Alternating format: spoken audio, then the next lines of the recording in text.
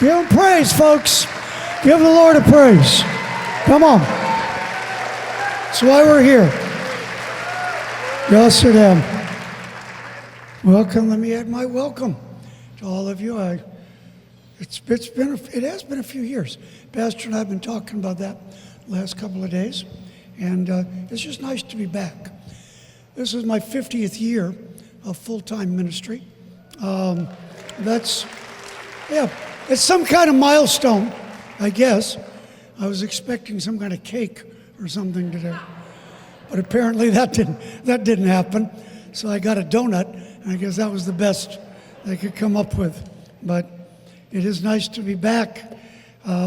When you're at a different place every week, you get a chance to meet a lot of folks. And I always say, I remember the good places. I remember the bad places. I don't remember much of the ones in between. But you guys are one of the good places. Yeah. You really are. You really are. So it's just nice to be back. Pastor, thanks so much. Thank you. Thanks for letting me be here. We're doing a lot. I've got 7 staff members that are stuck in Kabul. I've been fighting with this thing for the last week. Got a call early this morning. We're trying to get them across the border, now into Pakistan, and the Taliban's charging anywhere from $1,000 to $1,500 US dollars to let people cross the border. This thing's out of control, folks. This thing is a mess. And I would ask to add to your prayer list, as Pastor brought up earlier, is to pray for our team there. If they have to walk to Quetta, which is the closest airport once we get them into Pakistan, it's going to be 5 days, walk with kids when they get past the border. You guys know what I'm saying. It's a tough time. I've spent a lot of time in Kabul. We started the Sunday school there in 2019. And I was going to say more today, and I could, but when you've been all over the world like I have, and you've been in enough of these places, and for those of you that have served, thank you.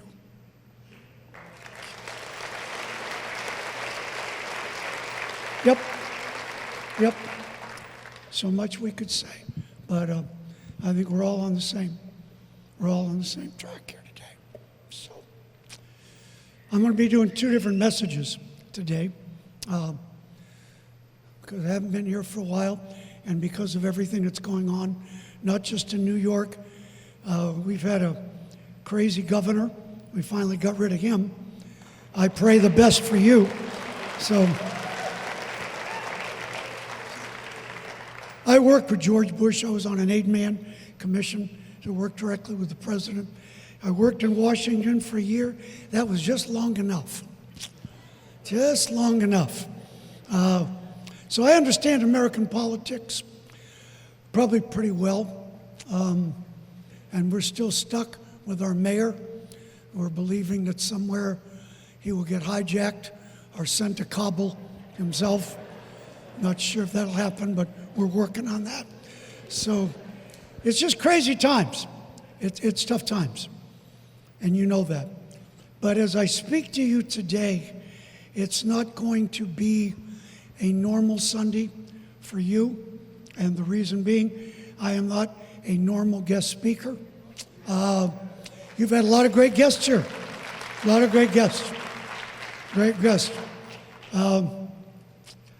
I'm just one of these anomalies that if you like me, that's really great. And if you don't like me, that's even better. I've been shot twice, stabbed 5 times, thrown off of a building, been in 3 plane crashes, and yet here I am. And the song said it. The song said it. If you're still here, he's not done with you yet. Come on, Jesus. So, apparently, I'm not done yet. After all that mess over all these years, I'm still here. I'm going to be at the back table afterwards. It's downstairs. Downstairs. Be out there at the front doors. I apologize. We sold out all the product, all the books, and everything yesterday. It was good. It's a great thing. It was good. But what we've got a stack of pieces of. I wanted to come up with a name for it, but it's just a piece of paper. I don't think you can make, and it's just a hunk of paper with our website on it. So if something clicks with you today, you want more info, or you want to get some of the books, I've written a bunch of books. I write my own books. I don't have ghostwriters like most guest speakers do. So if you don't like this today, you ain't going to like the books either, because it's just me writing them, okay? I have a PhD from the University of Wales. That was the biggest waste of time and money in my entire life. And it did not qualify me to write books, but living in the ghetto in Brooklyn for 40 years has qualified me. And so that's what you got. That's what you got. So don't let the cute suit fool you. I'm just a little kid that was left on a street corner by his alcoholic mother. That's all this is today, folks. That's all it is. But sat in that corner for 3 days until one Christian man stopped, picked me up, got me some food, sponsored me to go to a Sunday school camp that same day, 5 hours. This is within a period of 5 hours from the time he picked me up till the time he loaded me in a church van, sends me to the camp. And the whole reason I'm telling you guys this is that one person can still make a difference. That's why this church exists. That's why we're here.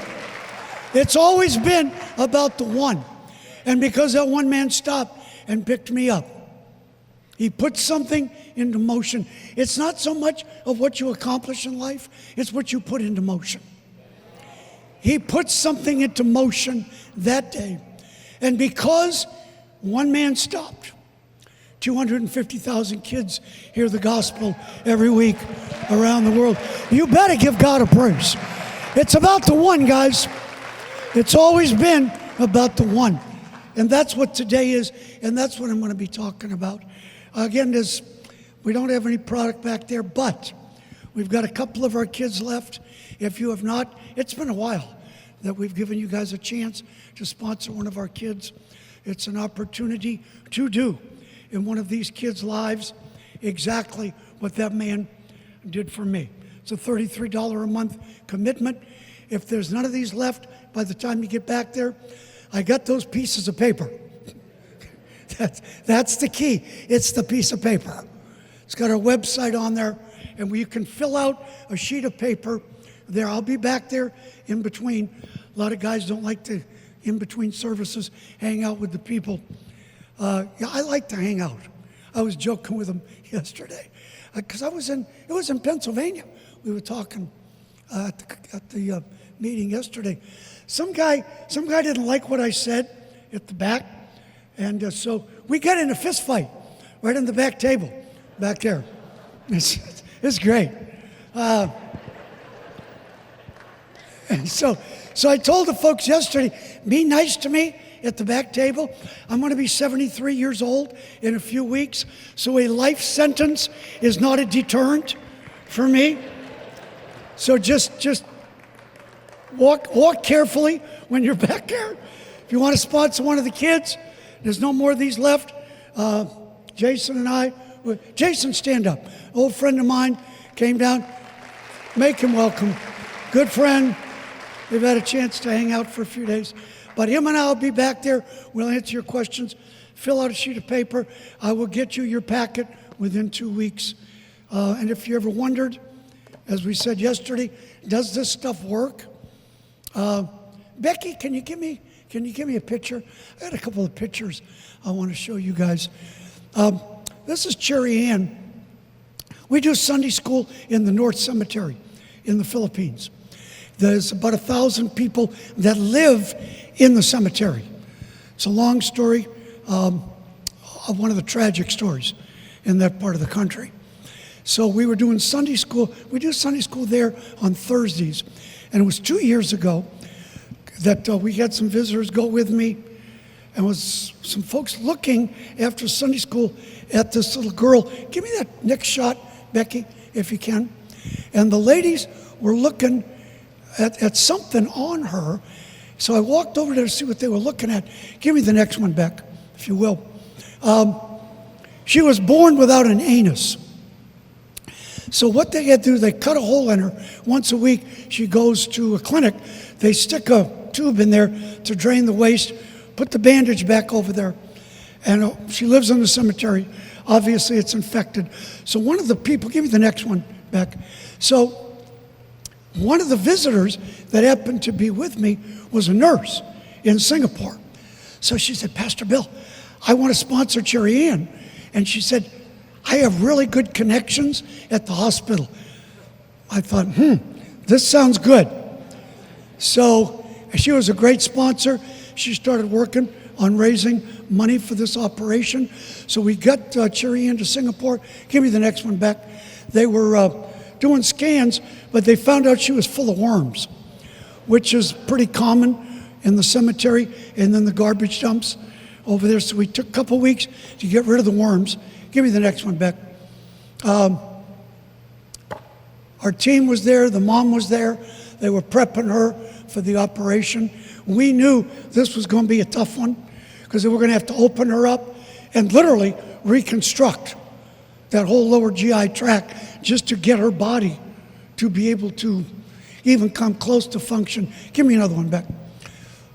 They got in there, and a big part of her intestines was rotted, so they had to open that up. Give me another one, Beck. It was just a mess. She got through it. Praise the Lord. Praise the Lord.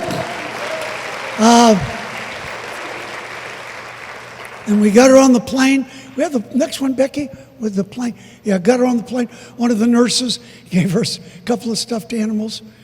And then, I don't normally talk about this, but you guys will get this. We get her fixed up, patched up, everything's working, and then she gets to go home and live back in the cemetery. Yeah, exactly. So when I tell you today isn't going to be a normal Sunday, no, it's not. I chose to come here. Pastor invited me. I jumped at the opportunity to come back and be with you guys. I made my choice to be here, but this morning in both services, I'm going to bring you into my world. I've come into your world, and now, for a couple hours this morning, I'm going to bring you into mine. Okay? So I hope that's okay with you guys. It may not be pleasant, but this is my world. And without churches like this, I can't do this stuff. You guys know that. I am your missionary. And I say that sincerely. I say it with honor. I say it with gratefulness. I think I represent Cornerstone pretty well all over the world. I am your missionary. And when we fight this thing out in Kabul in these next couple of days, and if we have to, we've got to probably take our folks, if we can get them across the border, we're going to have to get them to Islamabad, to the embassy. Either me or my guy in London is going to have to fly there to get these things, to get them to London. The UK will take them in. So I would just ask you to pray as this whole thing begins to unwind, because this next week, 2 weeks probably, to pull this off, it's going to be a hard road. So we covet your prayers. And again, Pastor, thank you for allowing me to share the sponsorship thing with you. Thanks, Becky. You can take that down, if you will, please. Thank you, guys. Thanks so much. I'll be at the back table, and we'll sort it out.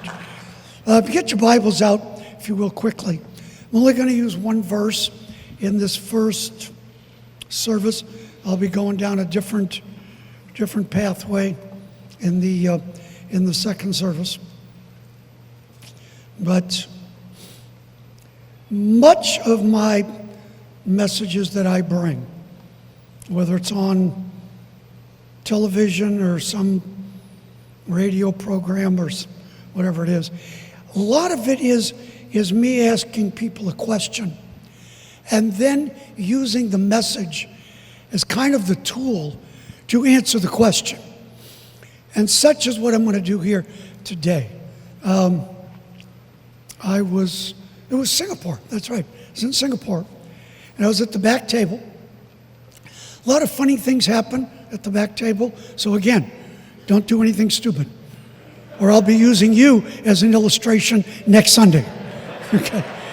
We will film you, and we will use you as an illustration. So, one of the folks that was in the service said, Pastor Bill, why is it that some Christians see the need and they get it and they move, but other Christians don't? Now, how do you answer that question in a brief conversation? I don't know. You tell me. I don't know. I knew why he was asking the question, and most of you guys know that. You get people that can go to the same church, hear the same message, same input, and then some people get it, and the other folks are just, that's the dog look. Okay? You know it well. I know it well. So what then is the difference? I guess that's the question I'm going to throw at you guys in this first one. What makes the difference between the folks that see it, hear it, it connects, they get it, and it... I was in Amsterdam speaking at a pastor's conference. I like the Dutch people. They're kind of cheap, but the mindset behind it is good. They're just nice people. So I'm walking from the hotel to the auditorium. Had a little bit of time to kill, and I saw this Dutch museum. I like history. I'm kind of the history guy. So I'm looking through this Dutch museum, just wandering around, looking, and I saw this statue. I'm going to try to explain this to you the best I can. It was two hands like this. That was it. That was the statue. Two hands clasped like this. That was it. So there's a stanchion next to it. So I'm reading what I'm trying to figure out, what I'm looking at. So I'm reading. It's in several different languages. And reading. And I thought, I know this story. I've heard this somewhere. And then I got to the name. I thought, there it is. It was an illustration from the life of a man by the name of Dirk Willems. Willems was a Christian, a very vocal Christian, there in Amsterdam at a time in Dutch history when being a vocal Christian wasn't really pleasant. And he knew that the government was going to come after him because of his belief, because of his very verbal belief. And so he got the word they were coming to get him. Now watch this. So Willems is on the run. This is the middle of February, okay? So he's on the run. He knows they're coming to get him. They're going to burn him at the stake because of his faith. So he's kind of a little guy, but he's running across this frozen lake, right? The guy from the government, big guy, is chasing him. So Willems running. He gets across the lake. So Willems is good. He's clear. The guy from the government, he's a big guy. So he's coming across the frozen lake to get to Willems. He falls through the ice, falls in the water, can't swim. Now follow this, okay? Willems is good. He's out. He's going to get out of there. The guy that's taking him to his death is drowning, screaming for help. Nobody is around except our boy. Okay, now, Willems hears the guy screaming. He runs back across the lake, reaches down, grabs the guy, the hands, grabs the guy, pulls him out, saves his life. But the guy still takes him in. Okay. All right. I think he was a Christian too. That was an inside joke. Just cut that, edit that out of the tape. It's 2 weeks later, okay? So now they've got Willems on a platform, hand behind his back, the usual routine. They're going to set him on fire. Well, the story of how Willems had saved this guy's life has circulated around the city. So just before they light him up, somebody from the crowd yells, hey, Willems, why did you do it? And then somebody else picks up one. Yeah, you knew the guy was taking you to this. You knew he was going to kill you. Why did you do it? And just before they set him on fire, Willems yells out, it was a reflex, or a reflux in Dutch. It was a reflex. So here's the question again. Why is it that some Christians, they see the need, they get it? We said it yesterday. The need becomes the call. See, big doors open on very small hinges. Now, let me say that again for the cheap seats. How many of you guys have watched people, maybe some of you have done it yourself. We pray, God, open the door, open a big, I get that. But in my 50 years of doing this, I hope I've been smart enough to recognize that almost on a daily basis, God puts little things in front of us almost every day. And if we are astute enough, if we're sharp enough to pick up on those little things, and we act on that, that puts into motion a series of events that open another door, that opens another door, that opens a bigger door. What? Remember who's up here, folks. I was the little skinny, sickly kid that stuttered, left on a street corner. One man stopped, picked me up. His own kid was dying of leukemia in a hospital, and yet he still stopped. That's unusual, isn't it? Because it's always about us. Yeah, no, it's not about us. It's about what's going on all around us. The little thing. Big doors still open on very small hinges. Willems said it was a reflex. So I did some digging on this thing, and I found something, and I think it'll make sense to you guys. I don't go to Tulsa very much. I came from there on this trip, but I try not to go there. It's an exhausting city for so many reasons. But I was there several years back. There was a bunch of theologians that were coming together. And whenever you get a bunch of theologians together, it's pretty scary. And they were discussing how, or what was the impetus that changed Paul's life from being the murderer to the missionary. And everybody's got an opinion, because you know that. And I always like to wait till last. It's kind of a New York thing. And then when I say last, that's it. The meeting's done. We're finished. That's it. I just told you the answer. Now shut up and just act on it. And so everybody went around. I said, gentlemen, I said, Paul explains it himself. Explains it and they're all aware. I said, it's right here in 2 Corinthians chapter 5, verse 14. Here's the answer. Here's the motivating factor behind Dirk Willems. Here becomes the answer to the question that plagues Christians and churches all over the world. Why is it that some folks get it and some folks don't? 2 Corinthians 5:14. You've read it, or have you? Paul says that the love of Christ constrains us. Now, I don't know what version you've got.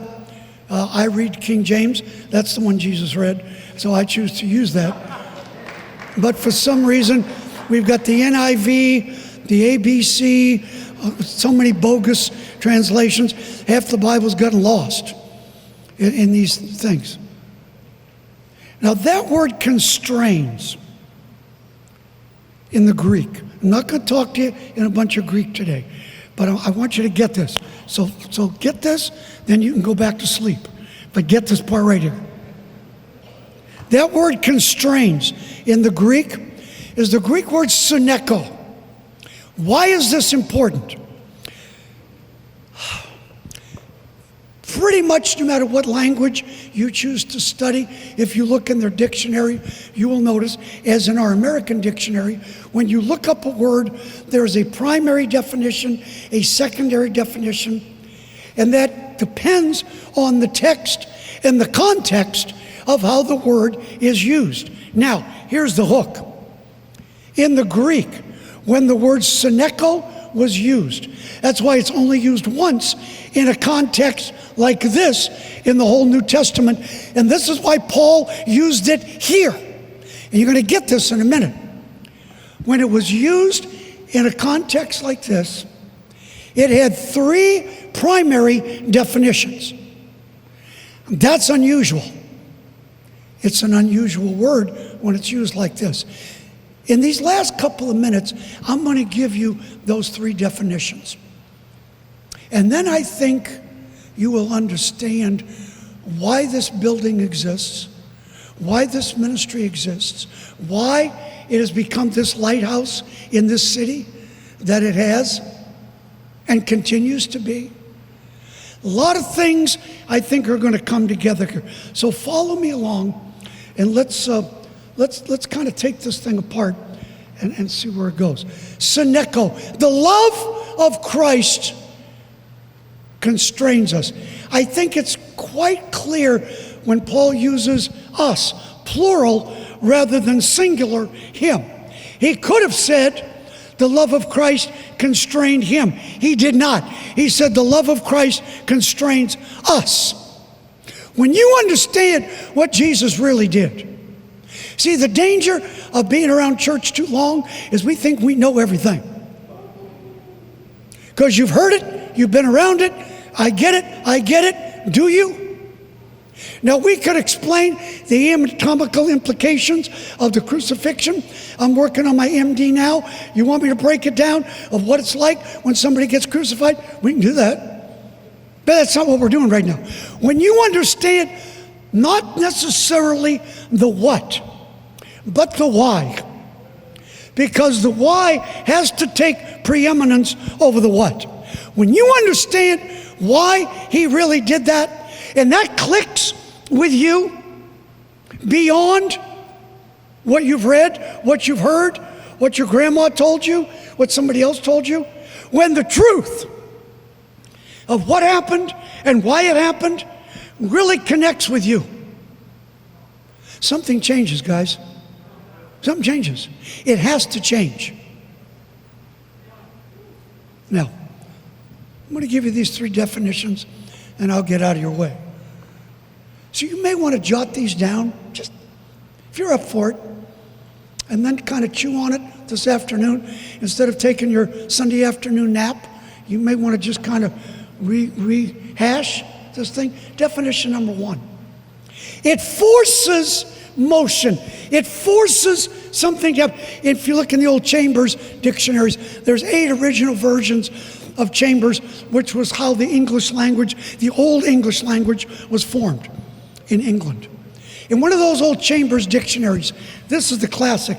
It says, it forces motion in an unnatural manner. The love of Christ does something to you. Look at me. When you understand what really happened, and that clicks with you, something will force something else to happen in your life. I brought this up here. I carry this with me all the time. It's a little difficult to explain at airport security, and that's a whole other story. But here it is. Watch this. Here's your power source. Here's the plug. Now, I was raised classic Pentecostal. I only admit that when it's convenient. But, so we used to have testimony services on Wednesday night. For those of you been around in those days, it was quite an experience. Because after I got saved at the camp, my mother never came back, so they let me live in a maintenance closet at the church that the man who picked me up went to. So, I lived at the church. In Brooklyn, I still live at the church. I've lived at the church my whole life. I don't know what that says about me. I'm sure there's an underlying idiosyncrasy there. So on Wednesday night, a lady named Sister Shoup. And every Wednesday, she would give her testimony, and it would always be the same, of course. And I had to sit on the front row because I lived at the church. I could give Sister Shoup's testimony better than Sister Shoup could do it herself. I still have it memorized. I have flashbacks some night of Sister Shoup. And here's what she would say. Well, I've got it down, folks. Well, I've been walking close to the Lord all my life. Now, on a Wednesday night, that sounds pretty good. But essentially, what she was saying is this. You're slow, but you're worth waiting for. She's saying, I'm close to the Lord. It only counts in horseshoes and hand grenades, folks. And getting married. I didn't say that. He said that. I ain't saying nothing about that. Here it is. The Bible says the love of Christ does something. When you understand, my God, when you understand, when you get it, something happens. When this plug connects to the source, not here, not here, not here, not Sister Shoup, not here. I love her, but she's crazier than a hoot owl. But when this, well, she just was. But when this connect, this right here, look at me. This, the power, the source. When this connects to that, all the molecules in this plug and wire do not get together to vote. My God. Well, what do you think? I don't know. What do you think? Should we move? Should we, what? No! When this, man, I want to slap somebody.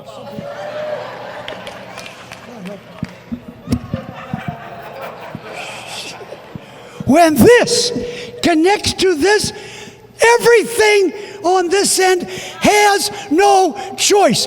They don't vote. They don't think about it. Something has to move. Something has to change. Something is put in. You better get this, folks. You better get this. Something has to happen. They don't get a vote. This forces motion.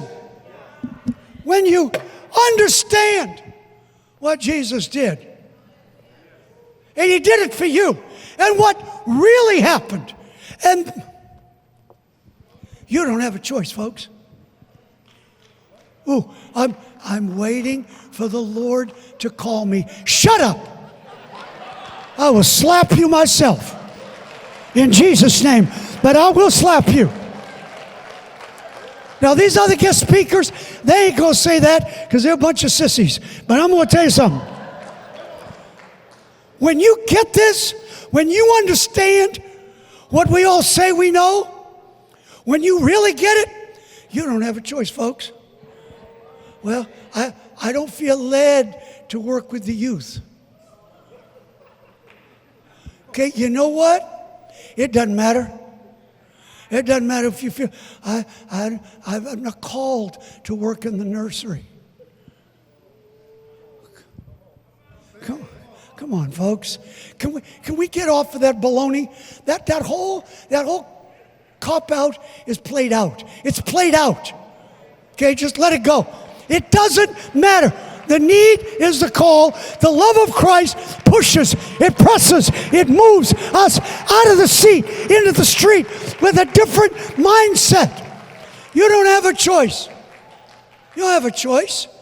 When I went to Syria a couple years ago, I got shot in the back. I took a .308 from a Russian sniper. And people questioned, why did you go there in the first place? I don't have a choice. I don't have a choice. Why do you drive the bus in New York? You're 73 years old and you still drive a Sunday school bus. They told me now that, because you got to have a CDL, special license to drive the bus. They tell me at 75, after that you can't get a CDL to drive the bus. So somebody said, what are you going to do when you turn 75? Well, I guess I'll just drive the bus without a license. That seems simple enough. That's simple enough. Simple. You say, well, shut up. Somebody got upset because I turned my rent-a-car around and it was facing the wrong way out in front of the building. I do that in New York all the time. I don't care if it's the right way or not. Oh, but it's California. Exactly. Yeah, exactly. Hey, let them tow it. It's not my car. It's a rental. I don't care. I don't tow the thing. Do you understand? That's why Paul uses the word syneko. It moves you towards something. Definition number 2. This is what threw me off. Second definition is it keeps you away from something. I didn't get this. How can something move you towards something and keep you away from something at the same time? And then it hit me. I said, of course, you dummy. When you understand what Jesus did, when it connects with you, that truth all by itself, don't need any other secret sauce, don't need any of that. This truth by itself will move you towards something, but it will keep you away from those things that the enemy keeps wanting to throw at you and your family, trying to discourage you, trying to destroy you, trying to chip away at you, chip away at your faith. I get it, folks. I get it. The devil isn't that creative. He just does the same old stuff. And we just, and I don't know. And then you want to. Do you not get this? It moves you towards something, but then it keeps you away from those things that are designed to destroy you, designed to get you to quit, designed to get you to feel sorry for yourself. And we don't get it. You better get it. You better get it. Do you understand what he really did? Has it connected with you? But number 3, last. I was supposed to be done a few minutes ago. Yeah, that's all right. See, that's the great thing about being 73. You don't have to care. You just don't care. You just don't. Number 3, it keeps you in something. There it is. Let's go. Moves you towards something, keeps you away from something, keeps you in something. In what? In what? That's the existential question. What does the love of Christ keep you in? It's exactly. I think his love keeps you in his love. I think it keeps you in his mercy. I think it keeps you in his grace. Oh, and by the way, it keeps you in church. I said it keeps you in church. Now, I thank God for Zoom calls and services online. And I know there's people that have kind of got used to kind of sitting at home and watching church in their underwear. I get it. I get it. Okay? It's much easier drinking your coffee, sitting in your underwear. I'm just saying. But you know what? There is no substitute for being here in the presence of God, in worship, in fellowship with believers, not forsaking the assembling of yourselves together as the manner of some is, You need to get your blessed assurance in here, in the program, in worship,